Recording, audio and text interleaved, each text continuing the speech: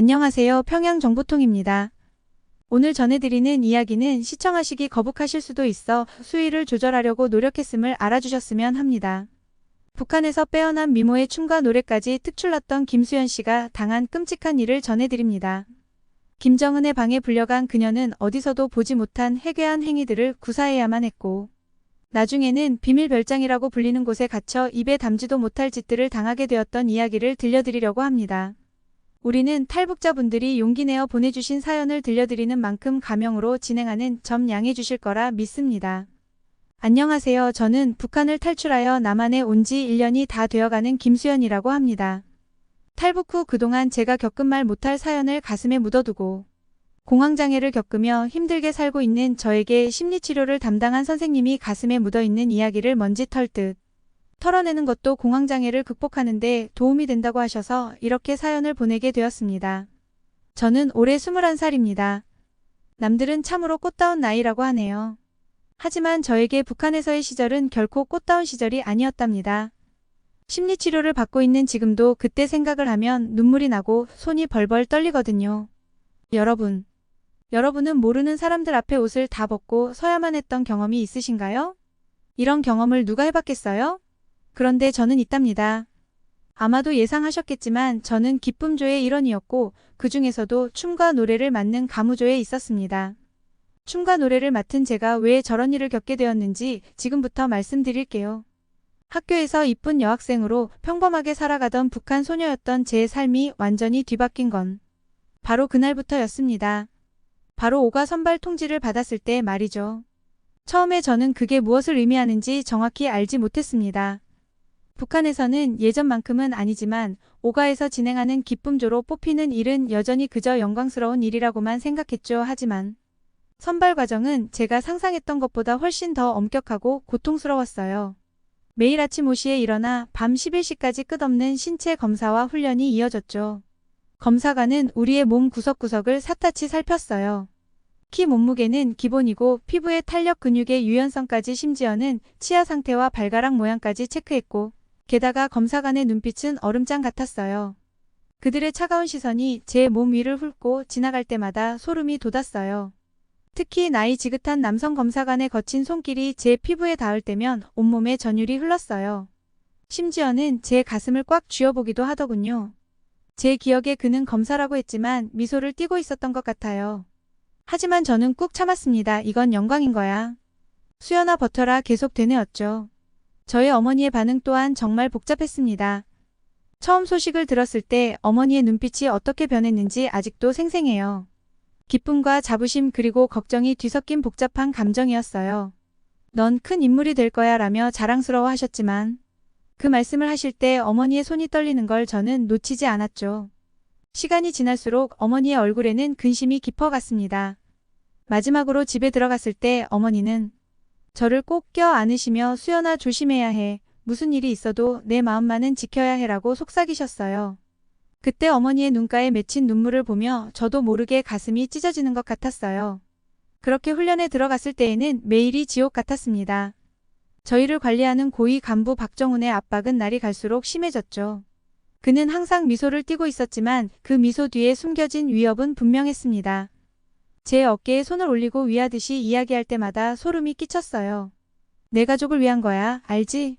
라는 말을 들을 때마다 등줄기에 식은 땀이 흘렀어요. 한 번은 제가 훈련 중 실수를 했을 때 박정은이 저를 따로 불렀습니다. 그의 사무실에 들어섰을 때 저는 그의 눈빛에서 위험을 직감했죠. 수연아, 넌 정말 특별해. 하지만 특별한 만큼 조심해야 해. 내가 실수하면 내 가족에게 무슨 일이 생길지 모르니까. 정신을 똑바로 차리는 게 좋아. 그 말을 듣는 순간 제 온몸이 얼어붙는 것 같았습니다. 그 후로 저는 더욱 필사적으로 훈련에 매달려 가족을 지키기 위해서라도 저는 완벽해져야만 했으니까요. 훈련 과정은 정말 힘들었습니다. 우리는 24시간 감시 아래 있었죠. 별도의 숙소에서 생활하며 외부와의 접촉이 완전히 차단되었고 매일 새벽부터 밤늦게까지 춤과 노래를 연습했으며 잠깐의 휴식 시간조차 허락되지 않았죠. 발바닥이 갈라지고 목이 쉬어도 멈출 수 없었어요. 우리에겐 개인 시간이나 사생활이란 게 없었습니다. 화장실을 가는 것조차 보고해야 했죠. 때로는 울고 싶었지만 눈물조차 보이면 안 된다고 배웠습니다.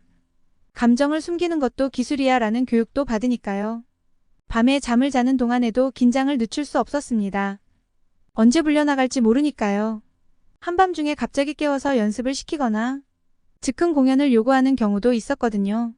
그래서 잠을 자면서도 항상 준비된 상태여야 했죠. 이런 생활이 계속되다 보니 점점 제가 누구인지도 잊게 되는 것만 같았습니다. 하지만 이런 지옥 같은 훈련 안에서 제 재능은 점점 더 두각을 나타내기 시작했습니다. 춤을 출 때면 마치 제 몸이 음악과 하나가 되는 것 같은 기분이 들었죠.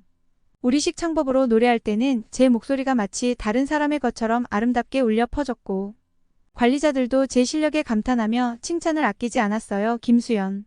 넌 정말 특별해. 지도자님도 너를 보시면 틀림없이 좋아하실 거야. 하지만 이런 관심이 제게 좋은 것만은 아니었습니다.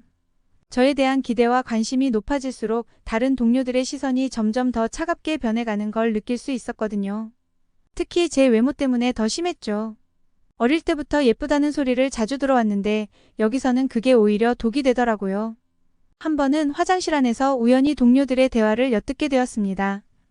쟤는 뭐야 얼굴을 성형이라도 한 거 아니야? 목소리도 그렇고 누가 봐도 지도자님 취향이잖아. 우리가 아무리 노력해봤자 소용없을지도 몰라. 그들의 말에 가슴이 아팠습니다. 저도 그들처럼 하루하루 피땀 흘려 노력하고 있는데 그저 타고난 것 때문에 미움을 받는다는 게 너무나 억울했어요. 그렇게 시간이 지날수록 점점 동료들은 저를 따돌리기 시작했습니다. 연습 시간에 파트너가 필요할 때면 아무도 제게 오지 않았고 식사 시간에는 혼자 앉아 밥을 먹어야 했죠. 심지어 제 물건들이 종종 없어지거나 망가져 있는 경우도 있었어요. 이런 상황 속에서 지민이만이 제 유일한 친구였습니다. 그 애는 제게 너무 신경 쓰지 마. 다들 질투하는 거야. 넌 정말 대단해라고 위로해주곤 했죠. 하지만 지민이조차도 가끔은 제 재능에 압도당하는 듯한 표정을 짓고는 했어요. 그럴 때마다 저는 제 재능이 축복인지 저주인지 혼란스러웠죠. 관리자들은 제 재능을 더욱 발전시키기 위해 특별 훈련을 시켰습니다. 그럴 때마다 다른 동료들의 시선은 더욱 날카로워졌고 역시 편애하는구나. 우리는 들러리야. 이런 말들이 제 귀에 들려올 때마다 저는 점점 더 고립되는 기분이 들었죠. 결국 저는 제 재능을 숨기려고 노력하기 시작했습니다. 일부러 실수도 하고 목소리를 조금 낮추기도 했죠. 더 이상 뒤에서 들리는 말들이 감당이 안 될 것 같았거든요. 하지만 그럴 때마다 관리자들의 질책이 쏟아졌고 저는 더욱 혼란스러워졌어요. 제가 어떻게 해야 할지 모르겠더라고요. 이렇게 재능과 외모 때문에 고립되고 갈등하는 상황이 계속되면서 저는 점점 더 내면으로 숨어 들어갔습니다. 겉으로는 환한 웃음을 지었지만 속으로는 날마다 울었죠. 이게 정말 제가 꿈꾸던 삶이 맞는 걸까요? 영광스러운 자리에 올랐다고 하지만 저는 그저 외롭고 두려울 뿐이었어요. 훈련이 지속되어 가면서 저는 이미 많이 변해 있었습니다. 더 이상 순수한 17살 소녀가 아니었죠. 제 안에서 뭔가가 죽어가고 있다는 걸 느꼈어요. 하지만 그때 저는 그게 정확히 무엇인지 알지 못했죠. 그렇게 저는 가무조 안에서 최고의 일원으로 뽑히게 되었을 때에도 저는 이상하게도 아무 느낌이 없었습니다. 기쁨도 슬픔도 두려움도 그저 공허함만이 가득했죠. 제 이름이 호명되면 저는 로봇처럼 앞으로 나가 인사를 할 뿐이었습니다. 박수 소리가 들리긴 했지만 마치 먼 곳에서 들리는 것처럼 희미했어요. 모두가 이곳이 영광스러운 자리라고 하지만 제 마음속에는 이미 어두운 그림자가 드리워지기 시작했습니다. 최고의 선발이 끝나고 얼마 지나지 않아 저와 지민이는 첫 공식 임무를 받게 되었습니다. 그동안은 훈련 과정에서의 소소한 공연과 훈련들이 있다면 이번에는 정말 큰 곳에서 공식 임무를 펼치게 되는 자리였죠. 평양의 대형 무대에서 고위 간부들과 외국 사절단을 위한 공연을 할 예정이었어요. 그날 아침 저는 너무나 들떠 있었습니다. 드디어 제 재능을 인정받아 중요한 무대에 설 수 있다는 자부심으로 가득 차서 저는 거울 앞에 서서 마지막으로 의상과 화장을 점검했습니다. 화려한 의상을 입고 있는 제 모습이 마치 다른 사람 같았죠. 지민이가 제 옆에 와서 속삭였어요. 수연아, 너무 긴장하지 마. 우리가 제일 잘하잖아. 무대에 올라가면 아무 생각도 나지 않을 거야. 걱정 마. 그 말에 조금 안심이 되었습니다. 막이 오르고 음악이 시작되자 지민이의 말처럼 저는 모든 걱정을 잊게 되었습니다. 그저 음악에 몸을 맡기고 춤을 췄죠. 노래를 부를 때는 제 목소리가 온 공간을 가득 채우는 것 같았습니다. 관객석에서 들려오는 박수 소리와 환호성에 저는 더욱 신이 났어요. 이게 바로 내가 꿈꾸던 거야 라고 생각했죠. 공연이 끝나고 커튼이 내려졌을 때 저는 흥분과 기쁨으로 가득 찼습니다. 다른 동료들도 저와 지민이를 축하해 주었고 관리자들도 만족스러운 표정을 지었죠. 그때만 해도 저는 이게 시작일 뿐이라고 생각했어요. 더 큰 무대에 더 많은 박수갈채, 그런 꿈에 부풀어 있었죠. 하지만 그 기쁨은 정말 잠시였습니다. 공연이 끝나고 얼마 지나지 않아 저희는 한 고위 간부에 의해 불려가게 되었거든요. 그는 우리를 차에 태워 어딘가로 데려갔습니다. 그리고 마침내 차가 멈춘 곳을 보고 저희는 깜짝 놀랄 수밖에 없었습니다. 살면서 처음 보는 으리으리한 집이 눈앞에 펼쳐져 있었거든요. 더 놀라운 것은 그곳이 김정은의 집이라는 사실이었죠. 저와 지민이는 눈이 휘둥그레져서 서로를 바라봤습니다. 여기가 정말 그곳이야? 지민이는 작은 목소리로 물었고 저는 처음 보는 광경에 그저 고개를 끄덕일 뿐이었죠. 저택의 웅장함에 압도되어 말문이 막혔어요. 그렇게 저희는 안내를 받아 저택 안으로 들어갔습니다. 호화로운 내부 장식에 저도 모르게 감탄사가 나왔어요. 지민이도 연신 주변을 둘러보며 놀란 표정을 감추지 못했어요. 그때 간부가 우리를 한방 앞에 세우더니 말했습니다. 들어가. 그의 차가운 말에 저희는 긴장이 되었습니다. 서로를 쳐다보고 심호흡을 한 뒤 조심스럽게 문을 열고 들어갔죠. 그리고 들어가자마자 저희는 고개를 푹 숙이고 말았습니다. 그 안에 최고 지도자 김정은이 있었거든요. 저와 지민이는 너무 놀라 그 자리에 얼어붙었죠. 곧바로 고개를 숙여 공손히 인사를 드렸습니다. 그러면서도 지금의 상황을 믿을 수가 없었습니다. 김정은의 방에 들어간다는 건 정말 엄청난 일이었거든요. 가끔 김정은의 방에 들어가는 기쁨조 일원이 있다고는 들었지만 정말 소수에 불과했습니다. 게다가 저희 같은 신분의 사람들에겐 상상조차 할 수 없는 일이었죠. 그의 눈빛은 날카로웠고 입가에는 미묘한 미소가 걸려 있었습니다. 김수연, 박지민 너희 둘의 공연이 인상적이었다. 그래서 불렀지. 그 말에 저는 몹시 기뻤습니다. 인정을 받았다는 생각에 그간의 고생이 사라지는 듯 했어요. 그런데 몹시 영광스러운 순간인데 기쁨과 함께 왠지 모를 두려움이 엄습해왔어요. 지민이의 손이 살짝 떨리는 걸 보니 아마 그애도 저와 비슷한 감정이었다 것 같았습니다. 그렇게 그날 저희는 김정은의 말에 즐겁게 웃으며 리액션을 하고 공연에서 불렀던 춤과 노래를 살짝 보여드리는 정도로 시간을 보내고 나왔습니다. 생각보다 다정하고 웃음이 많으신 분이라는 생각이 들더군요. 그때에는 정말로 그랬습니다. 하지만 그날 이후로 김정은은 저희를 자주 불러 사적인 공연을 요구하기 시작했습니다. 처음에는 그저 춤과 노래를 보여주는 정도였죠. 하지만 점점 그의 요구는 이상해졌어요. 특정 신체 부위만 노출한 채 춤을 추라고 할 때도 있었고 심지어는 온몸에 과일을 붙이고 있으라고 하기도 했죠. 이런 요구들은 우리가 배운 가무와는 전혀 관계없는 이상한 것들이었습니다. 당연히 처음에는 거부하고 싶었죠. 하지만 누가 그의 요구를 거절할 수 있겠어요. 제가 그토록 사랑하던 춤과 노래가 이렇게 왜곡되고 무시당하는 현실이 너무 고통스러웠어요. 하지만 이렇게 어쩔 수 없이 그의 요구를 따라야 했습니다. 지민이와 저는 그렇게 자주 불려갔고 그럴 때마다 우리는 사람이 아니었습니다. 제 내면의 갈등은 점점 더 깊어졌어요. 시간이 갈수록 화려한 무대 위에서 느꼈던 기쁨과 자부심은 어느새 사라지고 그 뒤에 숨겨진 어두운 진실만이 남게 되었습니다. 권력자의 변태적인 욕구를 채우는 도구로 전락한 저 자신을 보며 저는 권력의 실체와 제 무력함을 뼈저리게 깨달았죠. 밤마다 저는 이불 속에서 몰래 울었습니다. 이게 정말 제가 꿈꾸던 삶인지 이렇게 살아야 하는 건지 의문이 들었죠. 그리고 점점 이 생활에서 탈출하고 싶다는 대한 생각이 머릿속을 채우기 시작했어요. 하지만 그건 너무나 위험하고 불가능해 보였죠. 가족들에게 해가 갈까가 두려웠고 설사 탈출에 성공한다 해도 어디로 가야 할지 막막했어요. 이렇게 우리의 환상은 서서히 무너져 갔습니다. 사진으로만 봐도 감격하고 존경심을 보내던 김정은은 사람이 아니었고 제 꿈이었던 춤과 노래는 제 영혼을 갉아먹는 감옥이었다 걸 깨달았어요. 하지만 이건 시작에 불과했습니다. 앞으로 더 큰 시련과 고통이 저를 기다리고 있을 거라는 걸 그땐 전혀 몰랐으니까요. 그러던 어느 날 저희는 김정은의 비밀 별장에서 특별 공연을 준비하라는 명령을 받게 되었습니다.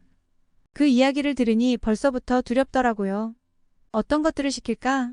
심지어 비밀 별장이라는 건 사람들이 잘 모르는 곳이라는 거잖아요. 그 단어를 들으니 무섭기까지 하더군요. 그렇게 긴장 속에서 비밀 별장에 도착하자마자 역시나 우리는 이상한 분위기를 느꼈습니다. 그곳은 마치 다른 세상 같았거든요. 폐쇄적인 환경이 주는 압박감은 이루 말할 수 없었죠. 창문 하나 없는 방에서 우리는 낮과 밤 구분도 못한 채 살아야만 했습니다. 그곳에서 공연을 준비하라고 했거든요. 그렇게 첫 번째로 우리가 준비해야 했던 건 민달팽이 춤이었어요. 온몸에 끈적한 물질을 바르고 바닥을 기어다니며 춤을 춰야 했죠. 솔직히 처음엔 농담인 줄 알았습니다. 하지만 간부의 표정은 진지했고 우리는 그의 명령을 거부할 수 없다는 걸 깨달았습니다. 그 다음은 전신의 털을 제거했습니다. 김정은이 우리가 새끼 돼지 같은 모습으로 춤추는 걸 보고 싶다고 했다더군요. 그 말을 듣고 지민이와 저는 서로를 바라보며 눈물을 참았습니다. 하지만 선택의 여지가 없었죠. 심지어는 특대형 귀걸이를 착용하고 춤을 추는 공연도 있었습니다. 귀걸이가 너무 무거워서 귀가 찢어질 것 같았지만 오히려 김정은은 그걸 보며 흡족해했어요. 우리의 고통 따위는 안중에도 없어 보였죠. 마지막으로는 기괴한 가면을 쓰고 하는 퍼포먼스가 있었는데 그 가면들은 정말 악몽 같았어요. 숨쉬기도 힘들고 시야도 거의 없었지만 우리는 그 상태로 몇 시간씩 공연을 해야 할 때도 있었어요. 그렇게 힘들게 춤을 추지만 우리의 춤은 이따금 쳐다보며 웃고 자기들끼리 술 마시며 웃고 떠들었습니다. 모든 과정에서 지민이와 저는 서로에게 의지할 수밖에 없었습니다. 밤마다 우리는 조용히 울면서 서로를 위로했죠. 우리가 이걸 계속해서 견딜 수가 있을까? 지민이가 물었을 때 저는 그저 고개를 끄덕일 뿐이었습니다. 사실 저도 자신이 없었거든요. 그렇게 수치스러운 연습 기간이 지나고 드디어 공연 당일이 왔습니다. 소수의 최측근만이 참석한 가운데 공연이 시작됐죠. 저희는 그렇게 사람들 앞에서 실오라기 하나 걸치지 않은 상태로 억지로 미소를 지으며 공연을 하게 되었죠. 사람들은 그런 저희를 재밌다는 듯이 쳐다보더군요. 만족스러워하고 수치스러운 농담을 던지기도 하고요.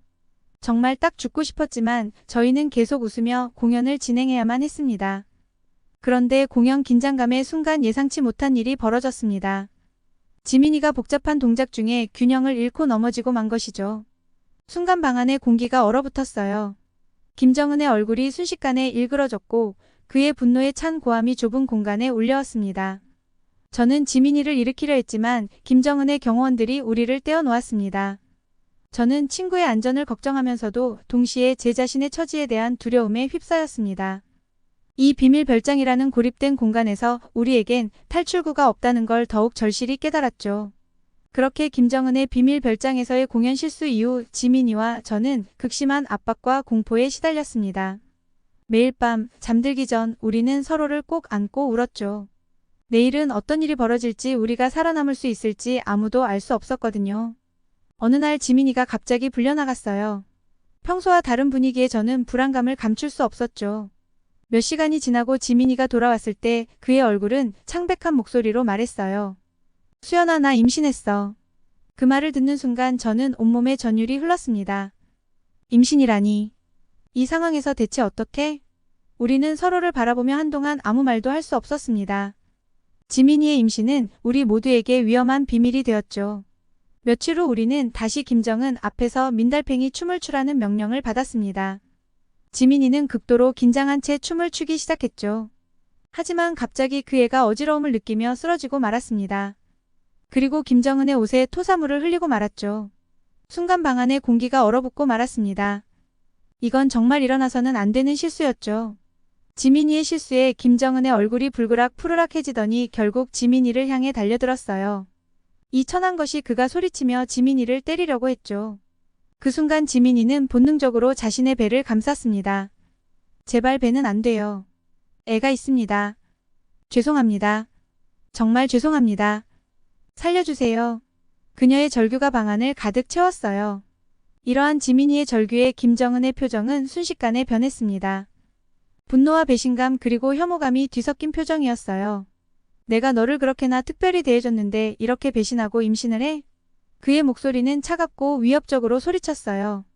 당장 전연을 가두고 처형 준비해 지민이는 울부짖으며 끌려나갔고 저는 그 자리에 얼어붙은 채 모든 걸 지켜볼 수밖에 없었습니다. 지민이가 끌려간 후 며칠 동안 저는 그녀의 소식을 전혀 들을 수 없었습니다. 그렇게 불안과 공포 속에서 하루하루를 보내던 어느 날 복도에서 경비원들의 작은 대화를 우연히 엿듣게 되었죠. 그 여자애 어제 처형됐다더라. 임신한 걸 알면서도 그렇게 하다니 지도자님 분노가 얼마나 컸으면. 순간 제 귀에서 웅웅거리는 소리가 들렸어요. 지민이가 죽었다고? 믿을 수가 없었습니다. 결국 저는 다리에 힘이 풀려 그 자리에 주저앉고 말았죠. 눈물이 멈추질 않았어요. 제 가장 친한 친구, 지옥 같은 곳에서 유일하게 의지할 수 있었던 사람이 이렇게 허무하게 사라져 버렸어요. 그날 밤 저는 방구석에 웅크리고 앉아 계속해서 울었습니다. 지민이의 웃는 얼굴과 우리가 함께 춤추던 순간들, 서로를 위로하며 보냈던 시간들, 모든 기억이 주마등처럼 스쳐 지나갔죠. 동시에 극도의 공포감이 저를 덮쳤어요. 다음은 내 차례일 거야. 그때 조심스럽게 문을 두드리는 소리가 들렸습니다. 깜짝 놀라 고개를 들어보니 한 경비원이 문틈으로 저를 바라보고 있었죠. 그런데 그의 눈빛은 다른 경비원들과 달랐어요. 차갑지 않고 오히려 동정심이 깃든 것 같았죠. 괜찮습니까? 그가 조용히 물었습니다. 저는 대답하지 않았어요. 그러자 그가 조심히 방 안으로 들어와 문을 닫았어요. 제 이름은 이태영입니다. 그가 말했어요. 당신을 도와드리고 싶습니다. 저는 여전히 그를 경계하며 말했습니다. 저를 왜요? 당신은 그들 중 하나잖아요. 그의 표정이 슬퍼 보였어요. 절대 뒤돌아보지 마세요. 그날 밤 제 심장은 터질 듯이 뛰었습니다. 살금살금 뒷문으로 향하는 동안 온갖 생각이 스쳐 지나갔죠. 잡히면 어떡하지? 가족들은 괜찮을까? 이게 정말 옳은 선택일까? 뒷문에 도착했을 때 약속대로 트럭이 기다리고 있었어요. 이태영은 운전석에서 저를 향해 고개를 끄덕였어요. 제가 트럭에 올라타는 순간 저는 깜짝 놀라고 말았습니다. 뒷자리에 제 부모님도 타고 계셨거든요. 태영 씨는 제 부모님까지 함께 탈북할 수 있도록 돕기 위해 트럭을 준비한 거였어요. 오랜만에 보는 부모님의 얼굴에 눈물이 날 것만 같더군요. 하지만 그것도 잠시 곧바로 경보음이 울리기 시작했습니다. 들켰어요. 꽉 잡아요. 태영 씨가 소리쳤고 트럭은 곧바로 출발했습니다. 그 후의 여정은 정신없이 지나갔습니다. 숨막히는 긴장감, 모든 게 영화의 한 장면 같았죠. 하지만 우리는 기적적으로 국경을 넘을 수 있었어요. 그렇게 중국에 도착한 후 태영 씨는 우리 가족을 안전가옥으로 안내했습니다. 여기서 며칠 머무르세요. 그 후에 한국행 루트로 안내할 사람들이 올 겁니다. 그가 말했어요. 헤어지기 전 우리 가족은 그에게 깊이 고개 숙여 감사를 표했고, 고맙고 감사한 그는 그렇게 호련히 떠났습니다. 그의 도움이 없었다면 저는 여전히 그 지옥에 갇혀 있었을 거예요. 그렇게 험난한 탈북 과정을 버티고 마침내 우리 가족은 한국에 도착했습니다. 한국 도착 후 우리 가족은 너무나 다른 세상에 지난 세월이 억울해서 오열했고, 우리 가족이 탈북에 성공하여 이곳에 온 행운에 기뻐서 울었습니다. 그 후 우리는 사회복지사의 도움을 받아 새로운 삶에 적응해 나갔습니다. 처음에는 모든 게 낯설고 두려웠죠.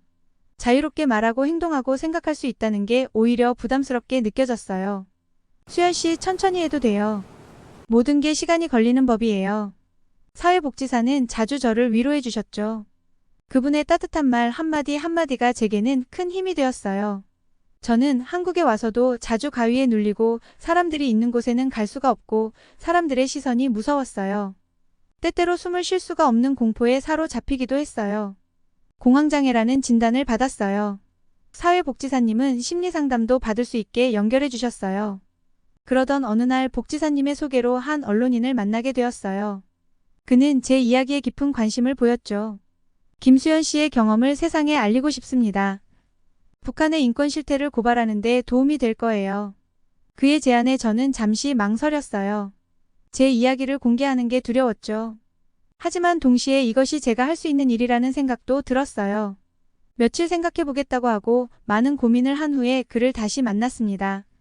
북한 인권 문제에 도움이 된다면 제 이야기를 들려드리겠습니다.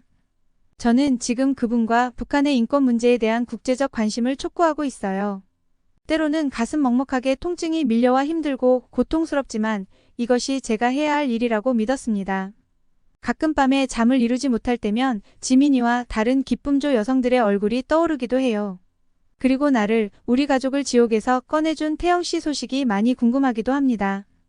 그래서 저는 그들을 구해야 한다는 책임감에 그들을 위해서라도 더 열심히 살아야겠다는 다짐을 하게 돼요. 그렇게 저는 오늘도 용기를 내어 새로운 삶을 살아가고 있어요. 언젠가는 북한에 남아있는 모든 사람들이 자유를 누릴 수 있기를, 그리고 제가 그날을 볼 수 있기를 간절히 바랍니다. 저는 고통스럽고 슬픈 과거를 심리상담을 받으며 내면 치유도 함께 하고 있습니다. 내면의 강건함을 위해 이렇게 긴 글을 전하게 되었습니다. 이 글을 끝으로 더 이상 내게 더러운 과거가 잊혀지길 바라봅니다.